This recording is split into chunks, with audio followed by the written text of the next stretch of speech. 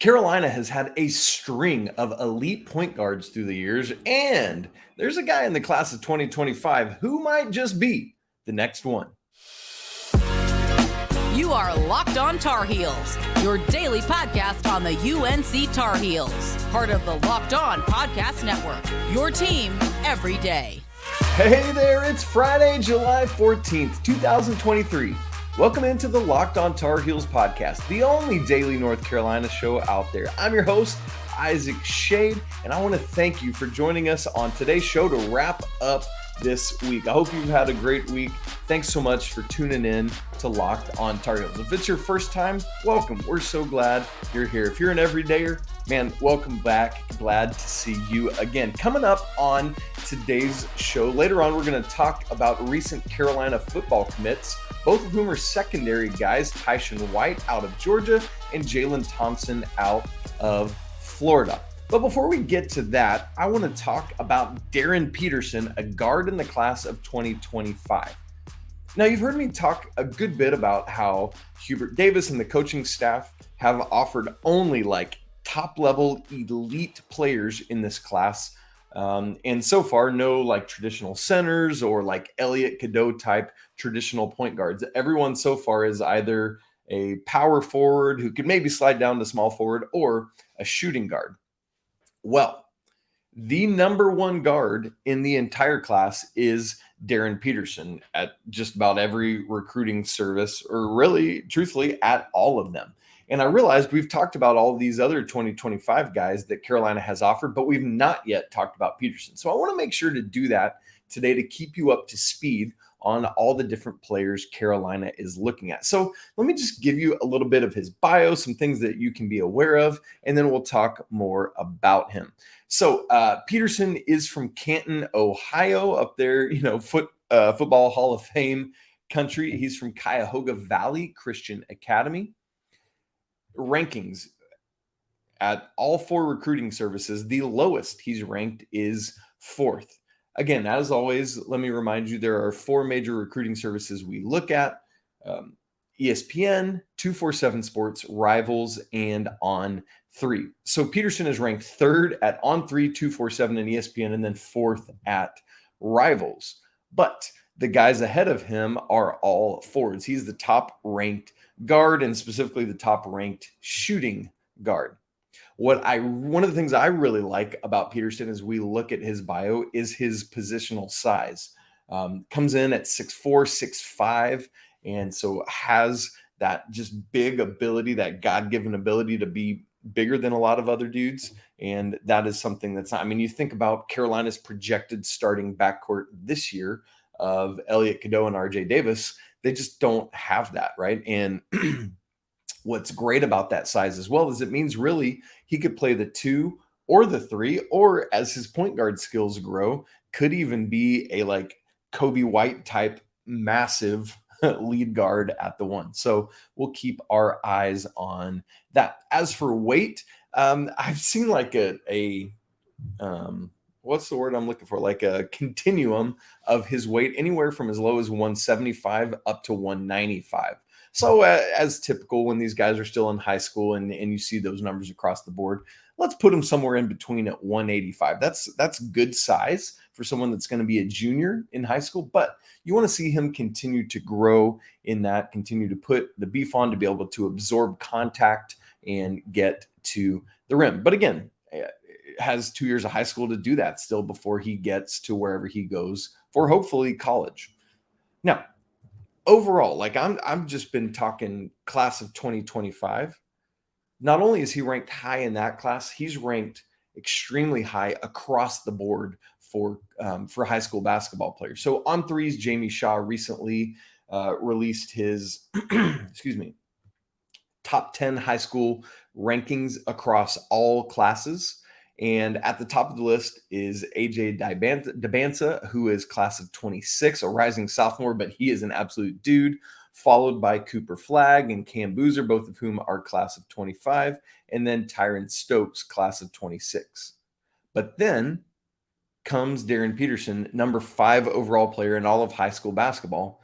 And again, all those guys in front of him are all forwards. So Jamie Shaw has Peterson, not only the number one guard in his class, but number one guard in high school basketball right now. So again, hear me say this dude is an absolute stud and you want him. Make sure if you haven't already that you go check out some highlights, some game film on Darryn Peterson. So my question is this: could he be, if he came to North Carolina, the next elite guard for the Tar Heels? I mean, you just think about throughout history and even recently, just the string of guys Carolina has had, thinking about that top tier talent in Kobe White, Cole Anthony, and, to a little bit of a lesser degree right now, RJ Davis and Caleb Love, who just haven't been, the top tippy top elite talent that have been those guys like Kobe and Cole.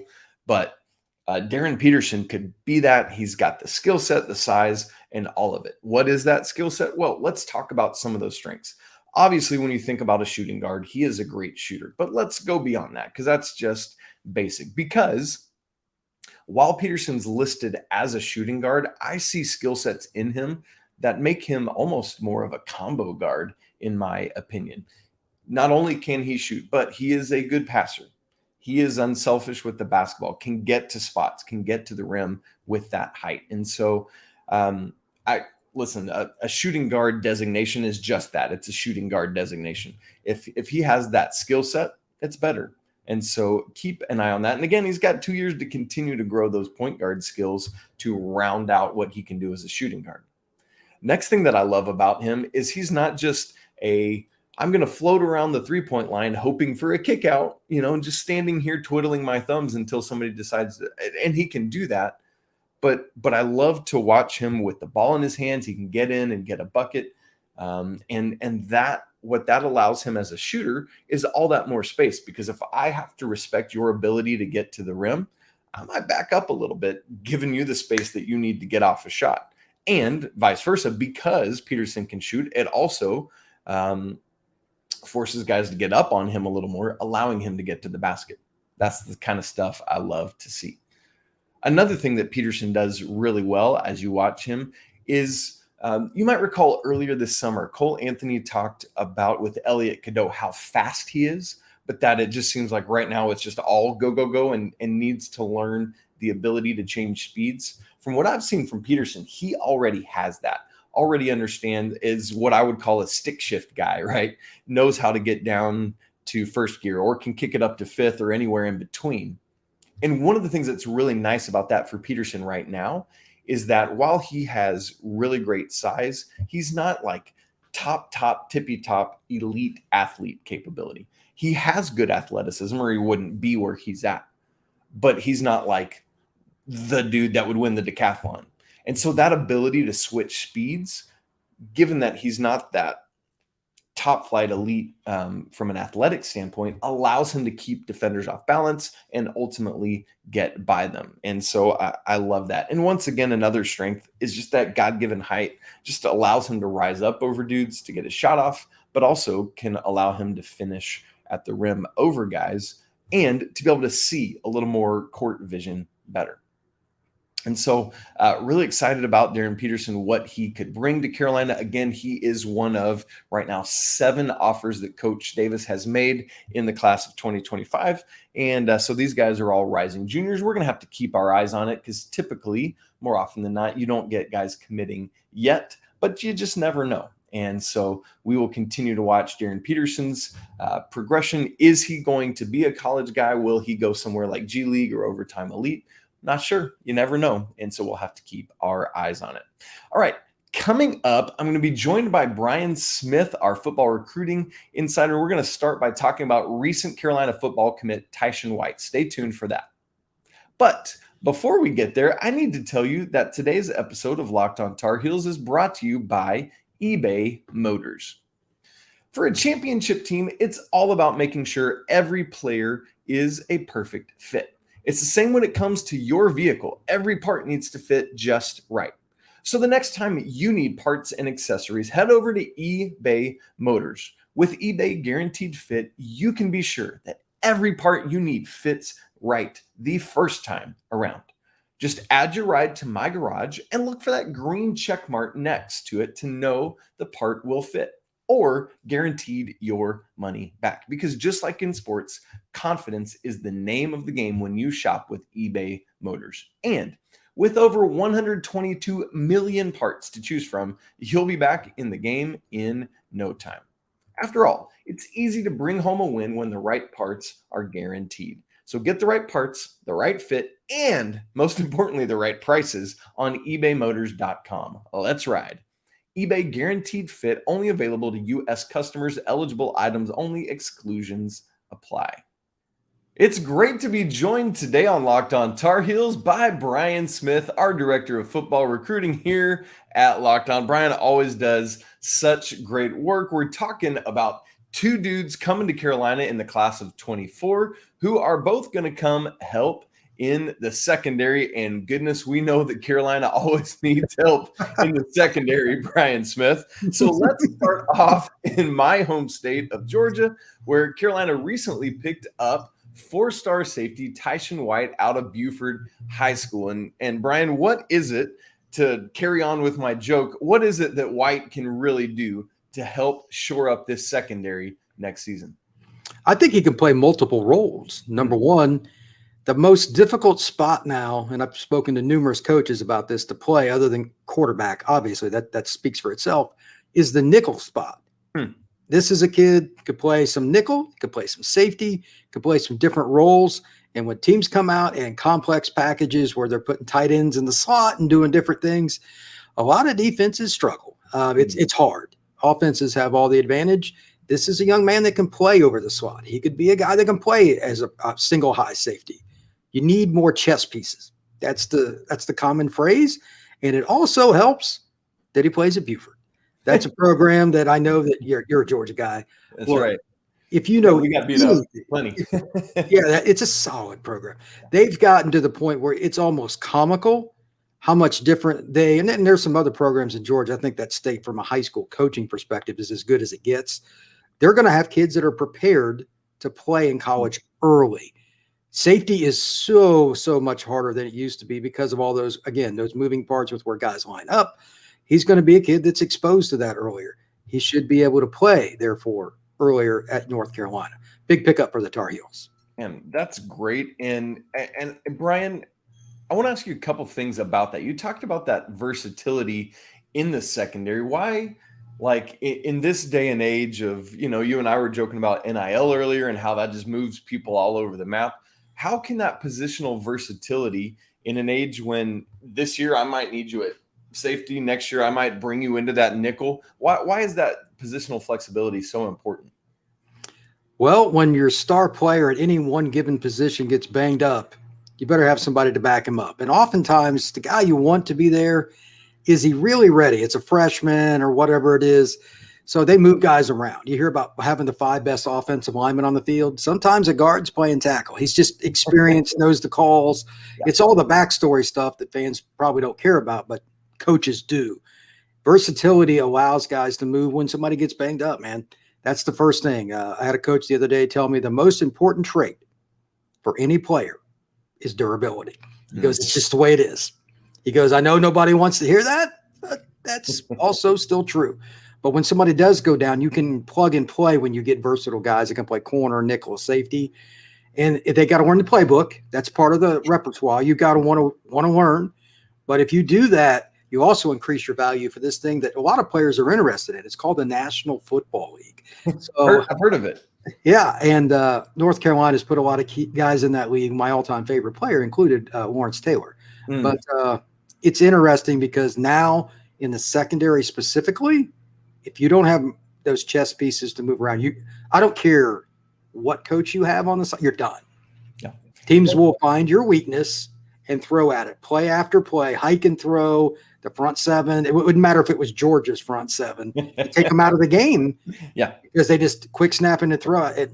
They just, a corner man especially, you're exposed. If you're not good there, it's over.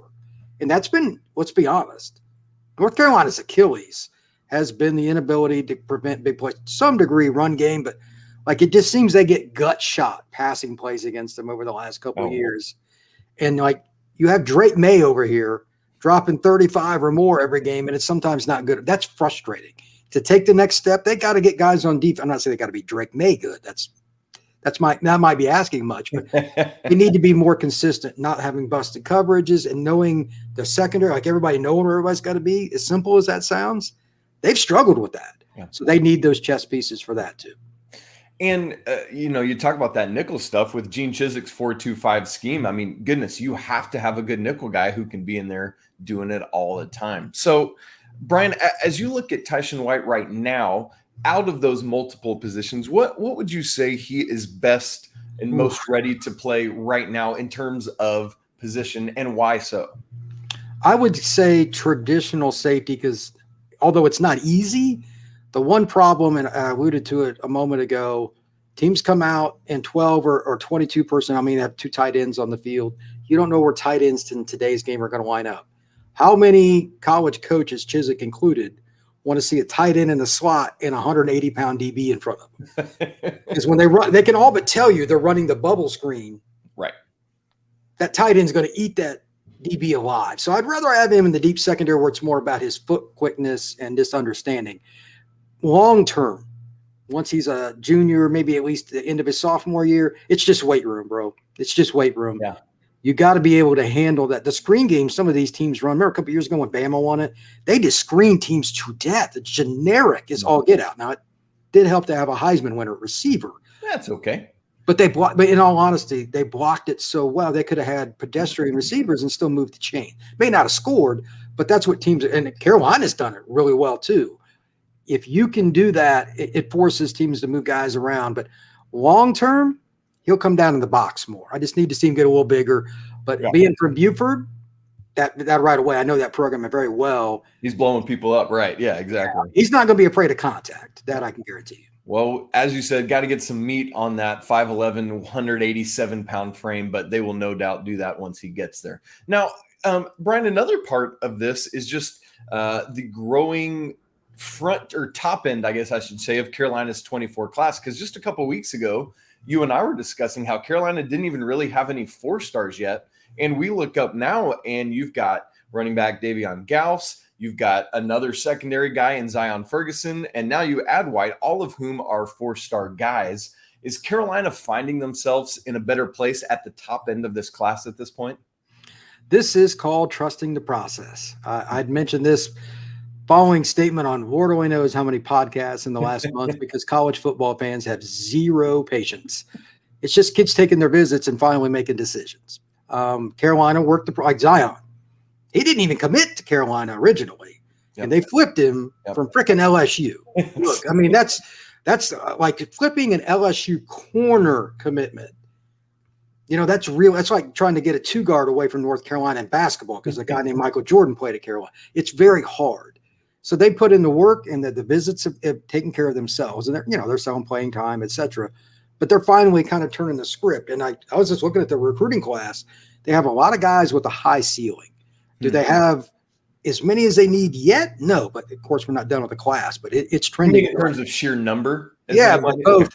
I mean, you need, if you're going to beat Clemson, NC State, etc., Florida State, Miami, you need more high-end guys. But they finally started to get some of them. And I know some of these kids personally. I've seen them play. They're going to be able to compete immediately. Having said that, you still need a few more, specifically on defense. I want to see D linemen and corners consistently every year that Florida State wants, that Georgia wants. There's no shortcut there. That's the end-all, be-all, and why teams go to the playoffs. D-line and corner, they're getting better with the DB situation. I need to see more D-line in particular. Okay. Great stuff from Brian there. Very helpful to think about how you got to continue to round out this class. Now, we want to stay in the secondary, but we want to move from my home state of Georgia down to Brian's state of Florida and talk about another secondary guy coming in, and that's Jalon Thompson. We'll talk about him in just a second. All right, we're joined by Brian Smith today on Locked On Tar Heels, our national football recruiting insider, bringing us great content as guys continue to commit in the class of 24. And Brian, you are in your crazy busy season these summer months as guys are taking visits and then starting to fly off the board. So before we get into Thompson, just want to ask you, are you holding up okay right now? Mentally, I think I'll be better once I get more sleep. We're almost to the end of that run. But I went out for a steak dinner last night, and I don't think I spoke to anybody, or I just vegged out and just looking at a wall while I chewed on some steak. That was probably the best thing for me. Good man. Okay, I got to know, what is your cut of meat of choice, and then what do you get it cooked at? Last night I went prime rib, and I went medium. I'll take medium rare, but they didn't have any. Either one is fine. But at that point, it wouldn't have mattered. It could have been tire. I probably would have eaten it. I needed the break. I love that. Great stuff. Thanks, brother. Folks, let us know your steak choice as well. We'd love to cut it up with you on that one. All right, Brian, let's turn down to Florida and Jalon Thompson coming out of Disney World, Orlando, Florida, Olympia High School, another guy in the class of 24. He is a 3-star, but again, as we often talk about, ratings are just ratings. What is it about this young man out of the state of Florida? I've seen him play live a few times. He could really run. He could play some corner, depending on what kind of scheme you want to do. But most importantly, it's just foot speed in the open field. He's going to make plays on the ball. I would prefer to have him as depending on what defense you run, but a single high safety. He kind of fits that traditional role. Very long and rangy kid, and he's athletic as all get out. And as a fit, I think he'll socially fit into UNC very well. Really well-spoken, easygoing guy, very likable. So that's a big part of recruiting too. It's overlooked. You don't want to take a bunch of idiots. Some schools jump in just based on talent and it bites them. This is a kid that'll do well academically and socially at UNC. So free safety for this kid, and he will be very good for Carolina. So you project that to be his best positional fit right now is just straight up safety. Love it. And man, needing guys like I know that one of the things Coach Chizik has been trying to do is just get guys outside of thinking football and just reacting and playing based on what they need to know, what they know they need to do from a scheme standpoint. And it sounds like from what you're saying about Thompson, he's a guy whose athletic profile matches the capability to go and do that. 100%. Love it. I love to hear that. Now, Brian, here's one of the things Carolina has often, it feels like, hung around recruiting in state up to Virginia, down to Georgia. You've often talked about how important that state is, but it feels like Mack Brown and the coaching staff have been dipping down into Florida quite a bit lately. Are you noticing that trend too at the national level that Carolina is doing that, or am I just seeing that as a Carolina insider?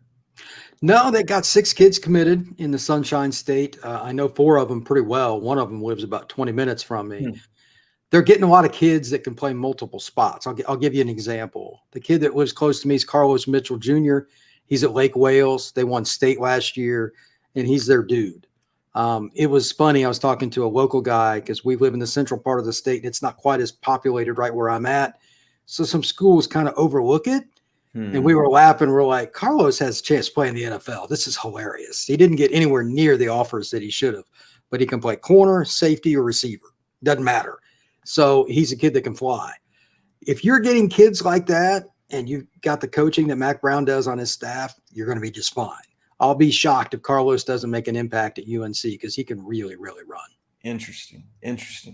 Man, that's encouraging to know. And it feels like that's always the thing. These young men out of Florida, it's like, homie can fly. Just let him go. The speed thing is never a problem down here. No. So with Jalon Thompson, we talk about the speed, but what else is it that he can do that really matches that? Is he a guy that's going to get downhill and light you up in the box? What do you see coming off the tape on him that excites you outside of that speed? I just think his frame is going to be one, going back to a comment earlier that I've made. Can you play? Are you durable, etc.? He's got the ability to weigh over 200 pounds and still run. If he wants to be an in-the-box guy, hypothetically, or they're going to bounce him around, depending on the scheme, circumstance, and all that, he can do that. He could be a blitz guy. He could play receiver if he really wanted to. But just speaking defensively, I think he can play cover 1. He can be your single high, or he can be, as I love this phrase. This is something Saban talks about all the time. Cover 3, drop a rat in the hole. You go to cover 1, cover 2, move guys around. He loves using the phrase rat in the hole. I just think it's hilarious. That's a Saban thing, whatever. But Jalon can be that guy. So when you have versatility, and he's a smart kid. I think Chizik's scheme, he's got a pretty big playbook. Not everybody's going to pick that up. he'll be one of them that can do that, and he can just kind of have carte blanche with what he wants to do. I think he'll cover well, and he'll eventually. All kids need to add more strength in coming out of high school. That's just part of it. He'll play the pass better than the run initially. 99.9% of kids do, so that's fine. I think they'll eventually be able to use him against teams that go 5 wide, like an air raid, like in the box. Interesting. Play him as a more or less as a safety hybrid linebacker guy. He'll be 205, something like that, and he'll be fine. He's a Florida kid. Florida kids, 99% of the time, the hitting and running part, we're good. It's just coming up to speed on the getting bigger and learning the playbook. Brian, outside of that, just putting the bulk on that, as you said, everyone needs to do it. Are there any other holes right now in Jalon Thompson's game that's like, man, before he can set foot on the field at Kenan Stadium, I really need to see him grow in this skill? Down the field coverage and one-on-one, it's almost every kid. Even like there's a kid that just committed to Bama, Mack Brown, who's one of, if not the best corner in the country. He still gets a little too handsy sometimes. Some of these kids panic. That's the problem a lot of guys have, Brian. Even at the NFL level, it's when their back is to the line of scrimmage, a lot of DBs freak. Yeah. And I could probably use that line for any kid, but I've seen him in man coverage and he can do it. But I need to see him be more comfortable with his footwork and his transitions because let's be honest, the goal of every offense coordinator in these spreads is to put you on an island and make you uncomfortable. Even if you're 15 yards off the ball at safety and they just run somebody at you, eventually you're basically in man coverage, whether it's zone or not. I need to see him more comfortable in those deep situations because in high school he's not getting challenged like that much. Right. It'll be like think about the ACC right now at quarterback. Even some of the schools that aren't good, they have guys that can throw, like Syracuse can throw the ball around. You know what I mean? Like you don't think but they're a pain to play. If you're not good in that regard, you're going to get exposed. So Wake Forest, they have obviously Hartman just destroyed the league, got 110 touchdowns. Yeah. There's a lot of guys like that. You better be able to play the ball in the air. That's what I want to see out of Thompson. Okay. Yep. Sounds like he just needs to get the reps and the experience of doing it to get a little comfortable with his back to the LOS. Brian Smith, great stuff as always, brother. Thank you for joining us. Hey, maybe go find yourself another steak. That's a really good idea. All right. We'll talk to you soon. Take care. Thank you, sir. Thanks so much for joining us on today's episode of Locked On Tar Heels. My thanks to Brian Smith, as always, for his great insights. Hope you've had a great week joining us on the show. Can't wait to be back with you on Monday. In the meantime, you can email the show lockedontarheels@gmail.com. Follow the show on Twitter @LockedOnCBB or me @Isaac Shade. Make sure to go give Brian a follow on Twitter as well. Don't forget to subscribe to the show, smash the like button to let us know you're here, and leave your thoughts and comments on Darryn Peterson or the recent football commits. Want to remind you, it's always a great day to be a Tar Heel. We'll be right back with you on Monday, but until then, peace.